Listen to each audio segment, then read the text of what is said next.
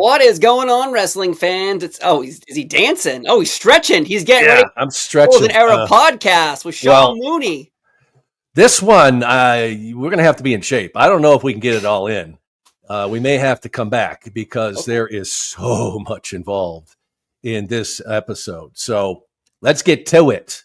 That's a good point. It's SummerSlam 1992. Oh, by the way, hi, Steve. Good to see you. Oh, hi. Good to see you as well. It's not like you text me, at midnight when I'm sleeping. No, I'm just kidding.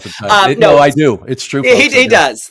Behind the curtain, he does. But SummerSlam 1992 is one of those like, oh my God, look at this moment, the monumental matches, the spectacle. When people talk about WrestleMania 9 being like, this was the beginning of everything. I'm sorry. SummerSlam 92, don't sleep on this one, baby, because I watched a full show the other day on Peacock, and I haven't watched this in like 15, 20 years. Dude, stands up to the test of time. The audience is into it. But question to you before we even start, is Bret the Hitman Hart versus the British Bulldog the greatest SummerSlam match ever? Oh, SummerSlam. I think it's one of the greatest matches ever. I'd go that far. And you can go back in history. And when anybody has ever asked me what my favorite event was, I always say SummerSlam 92 for so many reasons. There is just layer after layer after layer in this. We could go on, probably do about 6 hours on this thing if we really wanted to dive deep. But let's get to what we can. But it is, it remains really, it is to me one of the greatest events ever. Just for not just the matches, but just everything that was going on and the aftermath.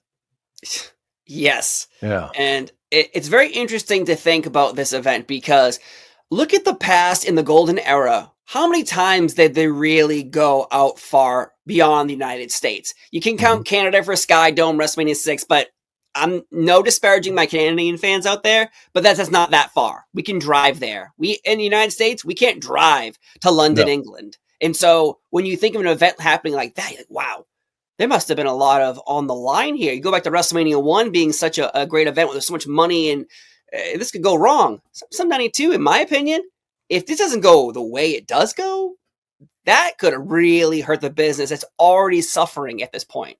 Yeah, and that's what I was going to say. You talk about the fact that we're going across the pond, but it needed to succeed for a number of reasons because business was not going well in the States. Also, that included, Canada. And so they needed a spark. They needed something to reignite, that interest. And they had been over to the UK testing the waters and to see how it was going to go. And initially it took off. Then it didn't do tremendously well. So the fact that it had started really to build again, and I've talked about it before where we started doing a lot of promotional stuff, me directly doing a local feel to it and reaching out to that UK audience because it had started to build. They sensed it. And they were going to have this event here in the States and realized it's not going to be great. We're not getting any kind of a reaction that we would expect. So we've got to do something that's going to shake it up. And what better way than let's go to the UK. And remember now, this is a point in WWE history where, they really haven't expanded across the globe. They've certainly gone to different places and done shows, but not on a level where they started developing something when they would do it on a regular basis. So this really was a big test for the company and so many things involved, so much at stake, Steve, here, because as you said, they really needed something to happen because things weren't going well. And they did need to start having this global attraction. And this, they were hoping, was going to be the real start of it. And when you think about it, the Golden Era really surrounds Hulk Hogan. This is the first pay-per-view in the WWF's history that does not have Hulk Hogan on the poster, in a match, in any situation at all. You're depending on a lot of local, like British Bulldog, Intercontinental Champion Bret Hart coming up. You have Savage, you have Warrior, but no Hogan. When you were in the company, was there a consensus like, well, I know there's a pay-per-view coming up, but like, can we get Hulk Hogan to be here too? Yeah. Well, there was a sense really that things were not going well. They tried to, put on a good front, that we've got things in the works, we've got talent being developed here, all this is going on. But there really was an underlying sense of panic of like, what in the world, what's going on? And, within a year or so, are the doors going to be open? I mean, it was kind of that feeling, and, it didn't get down to that point, but there was certainly that feeling of, okay, what's going to go on here? And especially, had Hulkamania really just run its course. And if that were the case, okay, where do we go from here? We've got, Warrior, who's just, volatile and an unstable talent that you don't know what he's going to do. Macho Man is, somebody that's a solid performer, but then, that there's this whole thing of, these aging stars, which is really funny to think about today when you see guys still in the ring in their 50s. Yeah. But at the time, there was that feeling that we've got this youth movement. We've really got to do something. And so there was a lot at stake. There really was. And it was one of those things where, do we need Hulkster again to pull them out of this? And it was just at that point it was tired.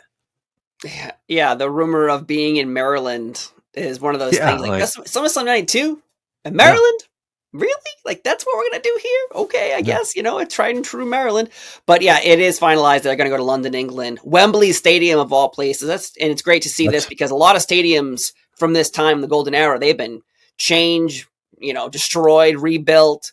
It's great to see that actually Wembley Stadium, renovations here and there, but still a standing facility. And ticket sales for this were bonkers because online, there's two ways to look at this. Online, they're like, well, 6 hours went by, 80,000 fans bought tickets. Realistically, I don't know how it's possible, but hey, maybe it was. But that amount being put together in 5 days, what some people also say, that's still an amazing thing. Nothing is written. There's no matches. It's just the WWF is coming to town. Do you want to see us? And they're there. And that really shows you the opening of this SummerSlam where they show you, the locals all getting ready to go into the arena. And I love this one kid. He says, the British Bulldog's going to win whether he wants to or not. And someone found that person, Mooney. Somebody found that person. Was that an English accent? You sounded more like Greta Thunberg there, but I get what you're trying to do there. Shut up, Mooney! but talking about these ticket sales, they could have taken a safe route, I guess, and they could have done it at Royal Albert Hall and made it this big, but that was a big leap of faith to think that you're going to fill Wembley Stadium. And whether or not it was 65,000 seats sold right immediately, within once that was announced, or if it was sold out, whatever. But that's still incredible. And you can't deny, whatever the numbers, it was 80,000 plus that they got into Wembley Stadium. I happen to think that it was the event center that was personally responsible for all that. But that's another discussion. Agreed. I kid, but really, just the fact. That's unbelievable.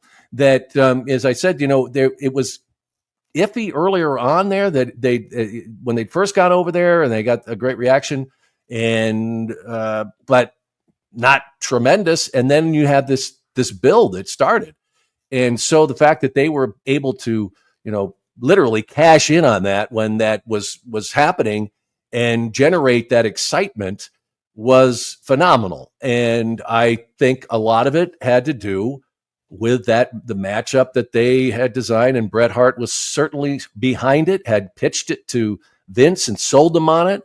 But what better way than to bring, the country's own Davey Boy Smith there and have this great big match against Bret Hart. That was a big part of it. Oh, 100%. And because it's so interesting that earlier in the summer, Bret Hart pitched to Vince McMahon, hey, I want to have a ladder match with Shawn Michaels. You want me to drop the title to Shawn Michaels? Let's have a ladder match. Vince is like, what the hell's that? So they have to do a performance, and it's actually on a Coliseum video. You could buy that later on. And it's funny because people thought ladder matches were invented at WrestleMania 10 with Shawn Michaels and Razor Ramon, but no one really knew at that time about that match. No. And then this was going to happen. It was going to be Bret versus Shawn. Drop the title here. But instead, we get the idea of local boy does great. Bulldog, Bret Hart, SummerSlam. Intercontinental title, the main event. Now, we have not actually seen the IC Championship being the main event of SummerSlam or WrestleMania or any event by itself. A pay-per-view by itself. We saw at WrestleMania 6, Warrior was IC champion versus, Hogan, but this is by itself. Now, we're going to play some clips, though, from an interview you did with Diana Hart, British Bulldog's wife, and Bret Hart's sister. And this event, we're going to jump in deep here because when you think of SummerSlam 92, you always hear rumors that Bulldog was on drugs and he couldn't compete and Bret carried him. Fucked. We always hear that line, fucked. That's a better impression, all right? So let's get to what Diana Hart thinks about Bulldog being on drugs before this event and not being able to, carry his own here, because this is where we're going to have to start also reading quotes from Bret Hart's book, because now we're going to find out the truth. Was Bulldog on drugs? Let's find out from Diana first. Diana, when you look at that match, and regardless of how it really went down, I mean, Bret, Davey had not been in the ring for a while. That, besides the fact, that he was a professional for so long. But when you're not in the ring, it's tough to just step back in there. And Bret says that he kind of called the match, and that Davey, said I'm fucked when he went in there and said. But how do you think? Because I've watched that match a couple of times, and he didn't miss a spot. I was, you're looking, and I don't. You could see there might have been a few times where Bret, talks to him or whatever. But how do you think he pulled that match off? Because I know it was match of the year for many, but that to me was one of the greatest performances I've ever seen on both their parts. But it was just, how do you think he pulled it off? Well, that's twofold. I go to my grave, testifying or whatever, swearing that Davey was not on drugs in that match. And if he was on drugs, the way Bret says, how great does that make Davey? Oh, yeah. Like how? I don't like even if it wasn't even just the physical condition that this coming off whatever that period of time of being that sick, as you describe, he was. Yeah. I just think, Davey had a lot of great matches, so don't act like the only great match he ever had was because you apparently called every spot in the ring, and shame on you for getting caught on camera talking, because if you're the great pro, you don't get seen talking. But I don't recall Davey saying I'm fucked. I don't recall that. And there's no way for me to ever know that was said. But Bret makes out like Davey was a complete zombie, and he carried him through that. It's like, well, if he was, look at what a job! Like Davey, look at that guy was on drugs and he did that match. He was suffering from a staph infection for 6 weeks and completely out of it. And he had that match. I would say hats off to Davey Boy Smith more than hats off to Bret. Yeah. But it takes two to have. That's exactly right. Yeah, that was a great conversation with Diana. And I had the great fortune to get to know not only Diana, but also Harry, Davey's son, pretty well. And, it's interesting. That family is, it's the dynamic of that, even to this day, there's bitterness and everything. And the disagreement and the debate rages on. As you said, we'll get answers. Well, no, we still don't have the real answers on it. But what I really would say about it, though, is, and Diana had a great point here, regardless of how Davey Boy Smith got into that ring, whether it was, because he had ring rust. I mean, my God, he really hadn't been in the ring. And of course, I say, you're a professional. It's like a dance and you get back, but, you can't just step in there and have a match like that. So whether it was some kind of, medically, you're talking that the conditioning and if he had suffered this staph infection and was still feeling the effects, or as like in Bret's book that he's smoking crack with Jim Neidhart the day before they leave. I'm just telling, when you look at that match, and Steve, I know you'll back me up on this. Mm-hmm. whatever happened, once they stepped inside those ropes, it was magic. It was just, it is I was never in the ring. I can't sit there and pick everything out there, and maybe a misstep here, a misstep there, but it's very difficult really to find it. It wasn't a mess. There wasn't him falling down and them missing and Bret having folks, their words are exchanged during those matches. Everybody does it. It wasn't like something unusual that Bret wouldn't be, they say things to each other. But if you watch that, you rarely see a lot of that going on at all. So somehow, whether it was, and we've seen and talked about other superstars and guys in the ring when they could be barely crawling to the ring, and once they get in those ropes, they're a different human being. And that's the way I feel about that match. It was just incredible. It was a great, great matchup. It wasn't just greatest SummerSlam match to me. And the fact that was all involved there. And Bret deserves an awful lot of credit on this, about the fact of him envisioning what they were going to do in this match. He talks about in his book how he, thought about it every single night. And Bret was one of those guys as a tactician that, he would, plot out his matches. He saw all of them happen in here before he even got in the ring with somebody, especially when it was something as important as this. So he lived, ate and breathed that match that whole time before they went to England. And I don't think he gets enough credit for what a brilliant, wrestling mind he has, that he would pull things and remember matches from decades before and put it somewhere saying one day that's going to work somewhere. Yeah. And so, we'd love to have those answers. We're never going to get them because you see right there, those are two family members who have completely opposing views as to what happened. And if you really want to get into it from Bret's side of it, man, read that book. Hitman, I think, is one of the greatest wrestling books ever written. Really, it's a long read. It's a long read, but man, you talk about this, genuine, lays it out there, and you can agree with them or disagree with them, but it is a fascinating look into his life and how he sees professional wrestling. But this matchup was just phenomenal. And Bret mentions how when that thing was over, 20-something minutes later, 26 minutes, I think it was, he's laying on his back in the ring there, and he says, I am elated because he knew what they did. And then it was going to be that culmination with the handshake. And I even me talking about it now, I get chills because I just remember it so vividly.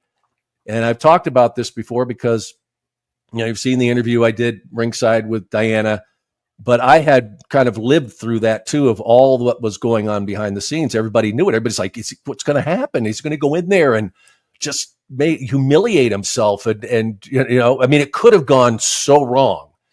And when that was over, and I remember seeing Diana at ringside, you could just see it was just because she wanted both of them to succeed, whether there was this animosity, and there was, trust me on. Yeah, well, there's definitely some. The fact that at that moment in time, and they did it, and it was phenomenal, and that what happened in that ring after was so genuine because they both realized they did it, and it's just a chapter in professional wrestling that is just storied and really one of the greatest from start to finish, greatest stories in wrestling. Yeah, Bret Hart in his book said that he woke his wife up at 3 a.m. once he woke up he was dreaming of the finish of the match. Yeah, and when he woke up, he made his wife get up and woke her up and said, "We need to try this out to see if it will work." And so he tried the ending of this match, flipping over and then holding down the legs and getting on top, and that's how he had his 5th child. But that's exactly how. No, that's not. That part's not in the book. No, you're not going to find that. The rest is. But nice side note. A side note, that's what we do here on the Golden Era podcast. But this is one of the quotes from Bret Hart's book, and that's why, the idea of Davey going into this And if his wife was like, well, I'm not sure if he was messed up or not, but if he did, look at that great match. And that's true because after, like, I'll be honest, after, like, say I have like 4 beers, don't ask me to go ride a bike somewhere. You're like, oh, this guy's out there, not in the best shape. What are you talking about? Or we could have a great time on a bike. But or 2 sometimes. Yeah. But okay. Depends. But yeah, with him, if he was messed up, he pulled off a magical masterpiece. But this one of these quotes I want to read that this is really going to be like, oh, okay. This is Bret Hart's book saying this. I constantly phoned Davey down in Florida, but all Diana could tell me was that he was out with Jim the Anvil Neidhart somewhere. I finally tracked Jim down just hours before I was leaving for England and was shocked when he told me that he'd just taken Davey and Diana to the airport. Davey was high as a kite when he caught the flight. Jim said because he's been up all night smoking crack with him. Jim told me that Davey had a grill on his back and he was worried about him. I wish Jim would take a good look at himself. Davey was high as a kite. So, we're about to get to Wembley Stadium and we're smoking crack and we're getting on an airplane and we're coming over. And Jim the Anvil Neidhart, who's had a past as well, is telling Bret, like, I know I messed up, but this guy who's coming to fight you, he is worse off than I thought. And that to me is one of those moments of going like, oh, this could go seriously wrong quick. But it doesn't. But luckily it doesn't. But I do want to play another video from Diana talking to you. And it's about the match.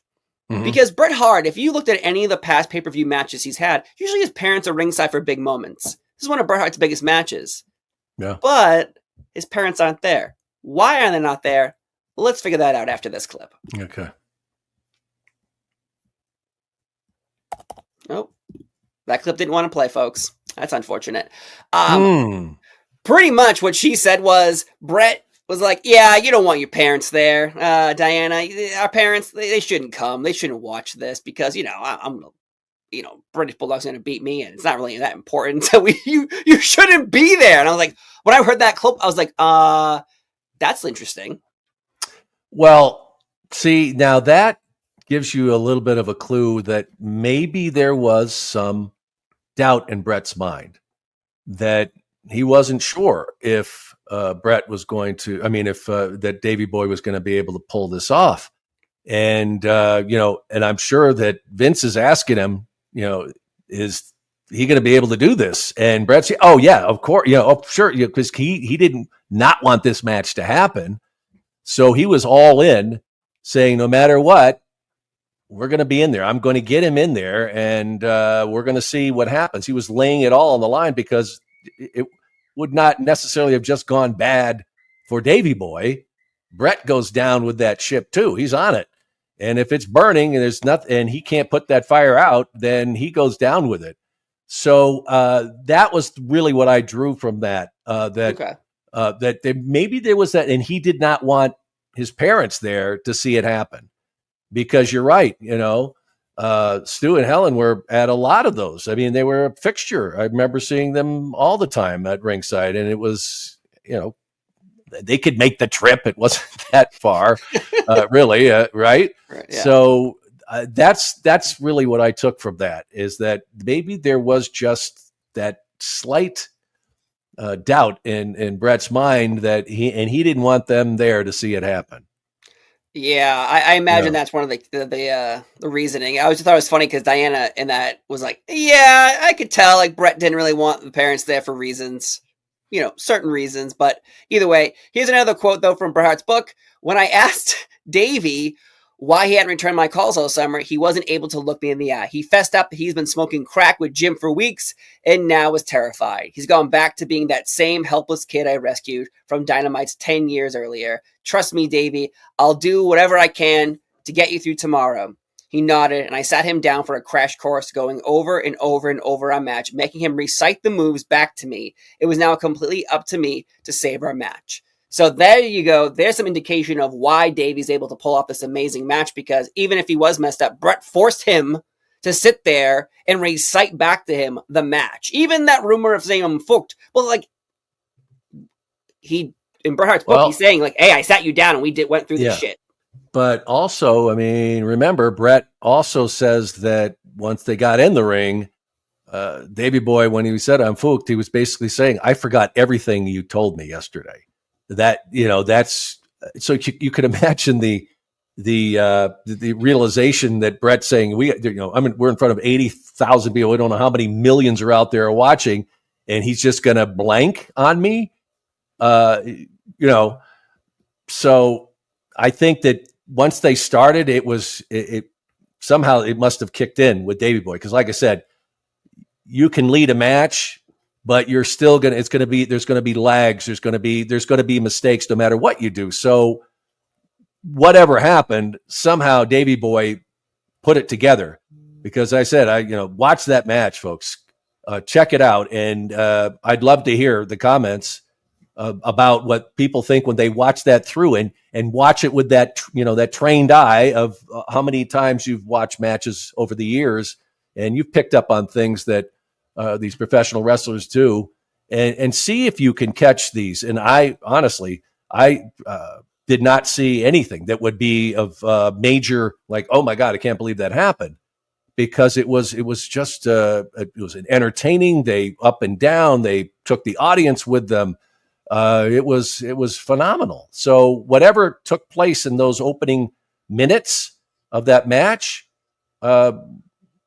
Davey Boy went into another place and rose to the occasion and had one of the matches of his life. And I'm sure he knew it when it was over. That's what when they're standing in that ring, that's all there.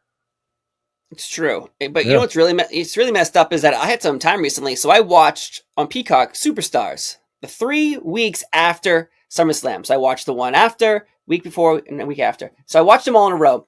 And what really is daunting when you watch those, they show you a clip in the beginning of the first Superstars after SummerSlam 92 of Bulldog winning. Like, boop, a little dinky clip. 3 weeks go by. Bulldog never has a promo. He's never showcased on television. He doesn't have a goddamn match. Bret Hart, he shows up 2 weeks later, and what they're suggesting on commentary is that fucking Papa Shango put a curse on him, and that's the reason he lost the Intercontinental title. They're harping on what happens with Warrior and Savage and Flair, which we'll talk about in a little bit. But is that shocking that when we think about Bret Hart versus Bulldog being the greatest SummerSlam match of all time, even best match of all time in the WWE and F, but the aftermath doesn't connect those pieces. The aftermath is Papa Shango put a curse on Bret and Bulldog's missing from TV. Yeah, that was a bit of a stretch. Yeah. What are you talking about? Of course it happened because of the curse. Why do you think that was going on? Could it have possibly been that they're thinking that maybe Davey Boy is not as dependable and he's not in a great place, even when that's all over? Because, they talked about it, that, you would have thought that really would have boosted his confidence, and then saying, okay, I'm back. I can do this. If I can do it in that shape. But I think we know and I don't know if this lends any credence to drug use or whatever, but if you know how that works, it's not like you're done and it's over. You're back on track, and I'm never going to do that again. So I think that's why we saw that. Yeah. And it wasn't, we saw the same thing with the Kerry Von Erich, that, they could be brilliant in the ring, and then you don't know what's going on behind the scenes, and it gets harder and harder for them because they are dependent on so many chemicals and other devices vices, I should say, that that are not good for a human being staying healthy. And so it's unfortunate, because you're right. It should have, you talk about a build right there. I mean, that coming off that should have been gigantic. And as we talked, look where we were at the time. And now you got something. It wasn't just a UK thing. It wasn't just, okay, we made those folks happy in the United Kingdom. It's not going to sell over there. Hell yeah, it is. So yeah, that was, come up with something better than Papa Shango. I love Papa Shango, but a curse that made him lose after seeing that match, I don't think so. No, it doesn't even. I loved it during Superstar because they do a double box, so it's like Yeah. Bret Hart is wrestling some development talent local, and then in the corner it's Papa Shango, and he's like the curse worked, and he has a book and it catches on fire in his hand. And I thought to myself, I don't remember this at all. Like I pushed this out of my brain so far that Papa Shango is the reason Bret Hart lost, not Davey Boy pinning him. It was the curse, and we mentioned earlier is. Bret Hart wanted to fight Shawn Michaels at SummerSlam, but that didn't happen. But in reality, Bret kind of pitched to Vince, hey, I'll lose to Davey, then Davey can just lose to Shawn Michaels. Right, and in a brilliant way, and make that a really great run. Yeah, and when it was decent, and then Bulldog lost on Saturday night's main event, and he was fired before Survivor Series. So it's a SummerSlam. He's fired before we get to Survivor Series. What's happening to Bret Hart at Survivor Series? He's currently the world champion, and he's posing with Santa Claus at the end of Survivor Series. So what a tale of two different tales. A cautionary tale. Yeah. One person won, one person lost. But in reality, the loser of this match is the winner. Yeah. It's a tragedy. It really is in many ways. And as the way it ended up. And it's incredibly sad because I remember thinking too after that match, okay, all right, now he gets back on track here, and it may not, it's not going to happen overnight, but I felt in some ways it saved him, and I'm sure that Diana felt the same way. Nobody really understands, and you can listen to that episode. I go back in primetime and listen to that of what she went through, and she loved him so dearly. She loved him from the second she laid eyes on his picture. She didn't even have to see him in person. And the way it all happened, it really just really tragic. And having conversations with Harry, which I think Harry is now as old as Davey Boy was when he passed away. And, he didn't have a dad around when he was here on this planet because of we know all the schedule and what these guys did. And he used to just, he talked about when Dad came home, he would basically like wrap himself around his gear, just to feel a piece of that guy, and he just wanted a dad around, not understanding. I mean, when you're that age, how are you going to understand why Dad is gone for 3 weeks and comes home for a couple of days, and then I got to say goodbye to him again? And, and Georgia too, his daughter. And that's a whole other subject and that we need to do an episode on that sometime, Steve, to talk about the price of and just specifically just focus on families and what it did to people in that. But getting back to Diana, like all she wanted was for him to be good, for him to be healthy, to be a dad for their children. And this business was not going to let it happen. No, and interesting because even before the match starts on SummerSlam 92, you are ringside. You've been backstage all night long doing interviews, but now you're front and center. You have Diana, and with wrestlers, we have seen them cut promos where they use their puns because of their names or such. The interview you do with Diana, it's not smooth, it's not crisp, it's from the heart. It feels like it seems like even at one point they tell you in your earpiece you got to wrap her up, because she's really sharing her thoughts and feelings. And if you watch this interview, she's talking, and you actually pull the microphone away from her and you're like, well, thanks, Diana. We have to go to the ringside, because she is really spilling her guts to you in front of 80,000 people. Do you have any memories of what was there prep? Did you just sit down and you're like, all right, we're going to ask you this, and then we're going to go through that? Well, not necessarily. I mean, I certainly told her this is what I'm going to ask you, and so she could be prepared. But I will tell you though that I think why she was so willing to do that is I had the opportunity to be around them a lot before that, and I had conversations with Diana, so she was very comfortable with me. And as I said, this was real. I mean, we know how professional wrestling stories, scrape reality very often. But this one, man, this was as raw as it gets because of what had happened over that summer.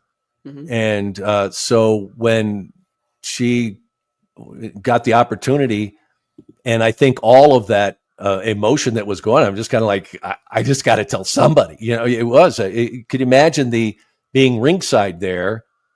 Stu and Helen aren't there, and it's Diana, and and not knowing what is going to happen here. It could be awful, and that's my husband, and that's my brother. So I totally agree with you as far as, when it was just so real, and that was all what she was experiencing. And it was another one of those where I didn't want to pull that mic away, but they're barking in my ear, and I understand we've got time constraints here, but I just felt it was, so compelling that I was thinking, people aren't at home going, this is something that they worked up or whatever. They're like, man, Jesus, this is what she's feeling. And I think a lot of people felt for her. I would imagine there were people that were welling up when they're listening to her because, this is what was going on. And we're all waiting to see, okay, what's going to happen, because it was going down. So, and what's interesting too is even before this, they even announced this, a few weeks before, hey, we'll be at Wembley. But Bulldog's out. When this is all kind of being put together, Bulldog's out for 6 weeks being suspended for steroid use.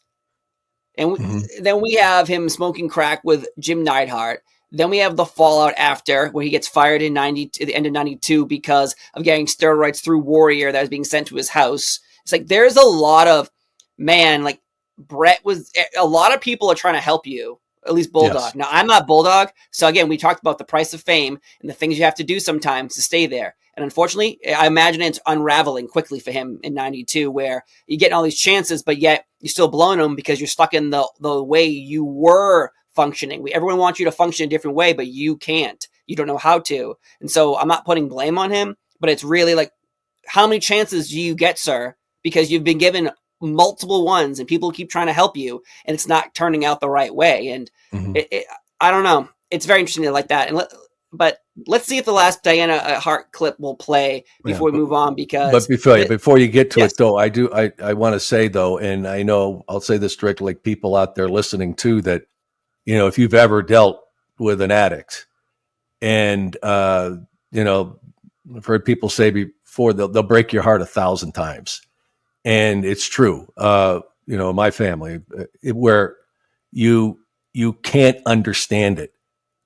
So many of us are trying to help you.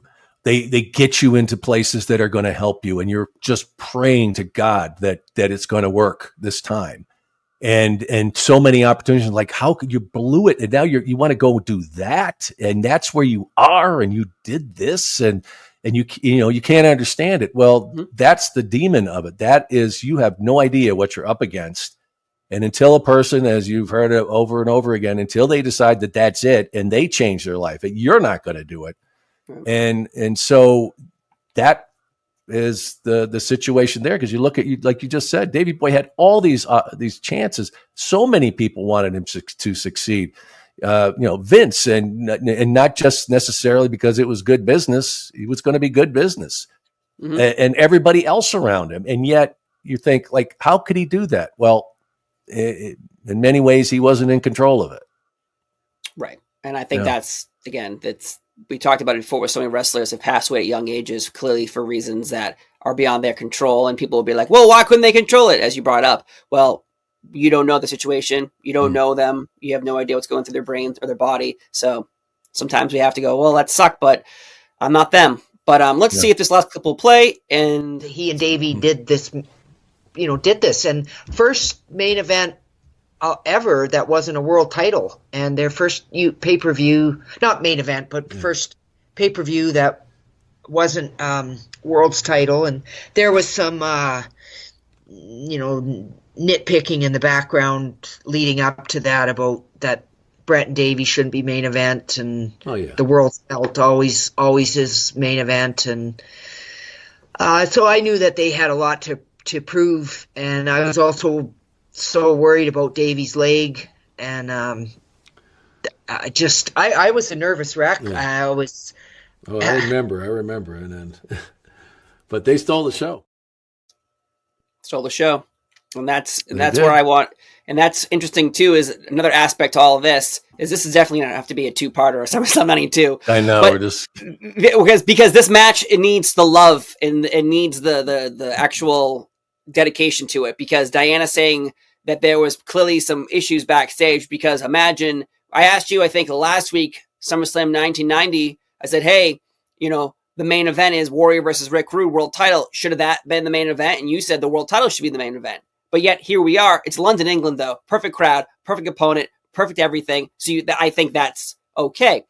Was there issues backstage with Macho Man and Warrior and Flair and these characters being put in the middle versus not at the end?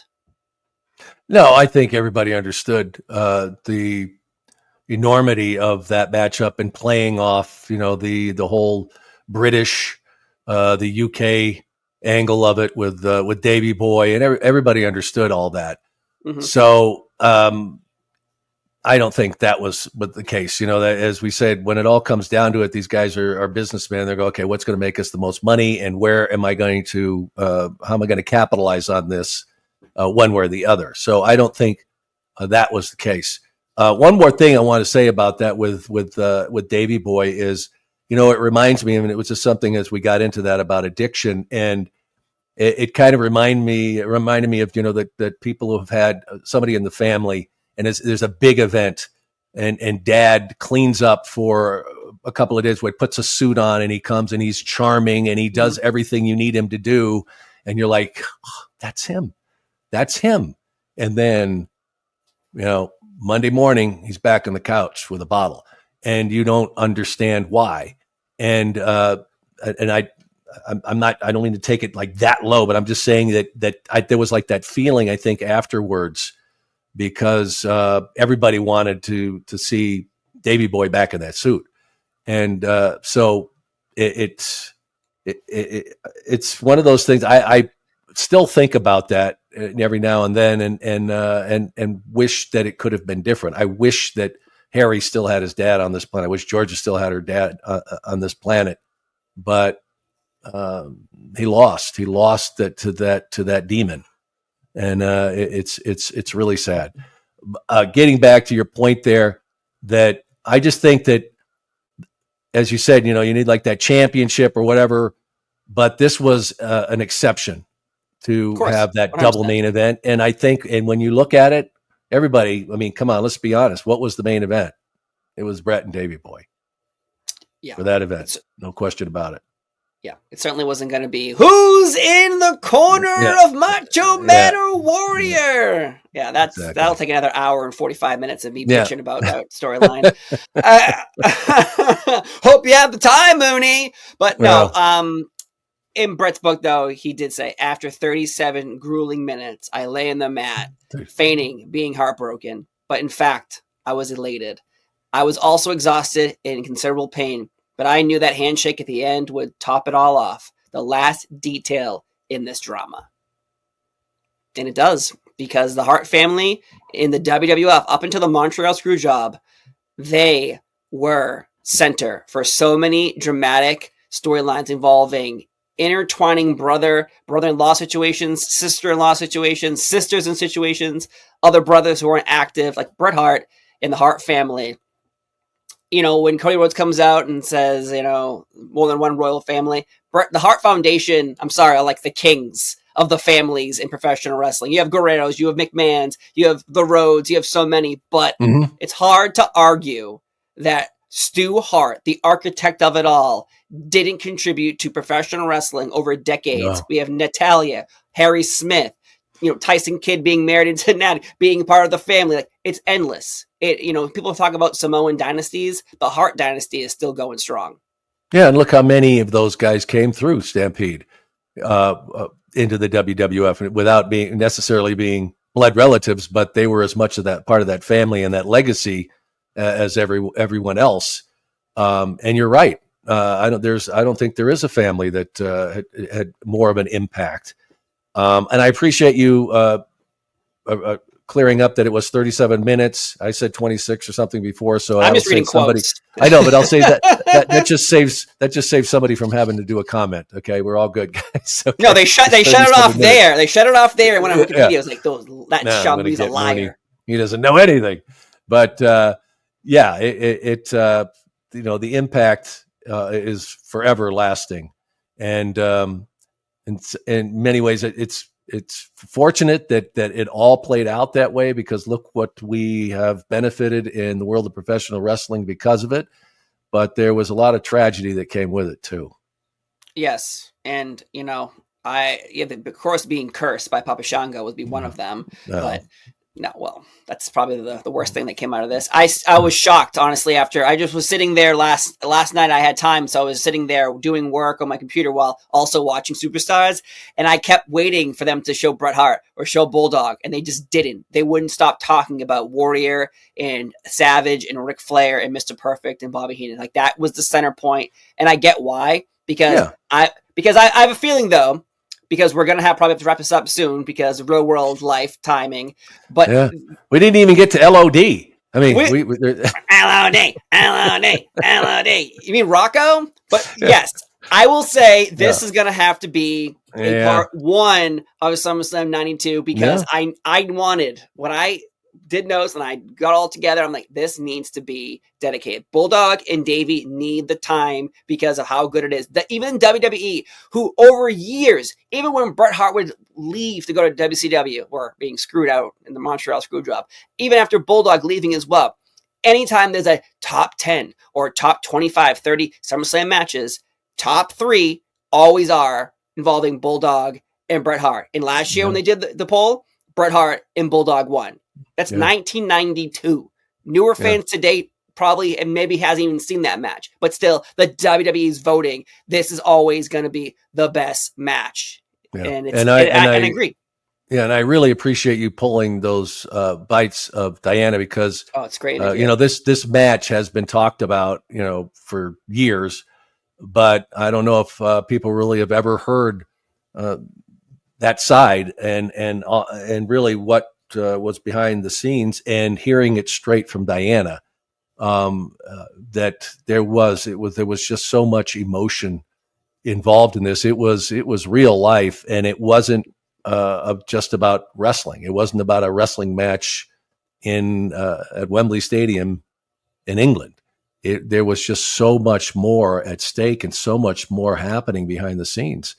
And so it was great. It was great to hear from him. I totally had forgotten about those bites, and just to hear him again, it just brought it all back. And really, I encourage you folks to go and listen to that episode, and of course others on Primetime with Sean Mooney, and check them out. But that conversation was great, and really, I got to know that family pretty well. And it's been a while. I saw Harry a few years ago, but really, just a great family. And it's just unfortunate, as I said, that Davey boy didn't make it through, because deep down he was a great guy. I always really loved being around Davey, and it's just unfortunate that all those vices and demons were able to overtake him, because they deserve to have him. That's true. And we didn't really talk about it, though. The entrance ramp of how long it is. Like, Bret Hart's music plays twice because it's so long. And and Bulldog comes out, I think, with Lennox Lewis, and he's holding the flag. And so he comes out, and everyone is just going crazy. And I think that's what we'll dive into that on part 2, really, with the audience. When you watch this event and you hear stories about this main event, and you're like, yeah, it's really good. It's really good. But there's a lot of, like, the fans are kind of hush during this matchup. They're interested. They're very in tune to what's going on. The other matches with the LOD, they're just going like, "Wah! Oh my God!" Like, the fans going berserker crazy, which is fine. But when you get to this match, they are tuned in. They are like, "Oh, okay, I will clap. I will make noise too, but I'm going to watch everything," because it is a wrestling clinic. And we've said it 1,000 times probably here, but it's magic in the ring. The mat is the canvas. They are the artists, and they painted a goddamn picture. And still, to this day, we are talking about how great this match was. So this Yep. is part 1 of SummerSlam 1992, because next time we get together, I am going to talk for 50 minutes about my anger about Macho Man and Ultimate Warrior and that storyline involving Ric Flair. We'll talk about Rocco, the puppet with LOD, Nails, more backstage interviews with you all night long, but Yeah. we have It's a so great much event. we have so much more to talk about next time. But Sean Mooney, thank you for those bites from Diana Hart, because that interview is magical as well. If you want to check it out, Primetime with Sean Mooney. But thanks for enjoying this episode, part 1, SummerSlam 92. I'm C-Fall. He's Sean Mooney. Have a wonderful day, and we'll see you next time. Bye-bye. It's the golden age of WWE. Roger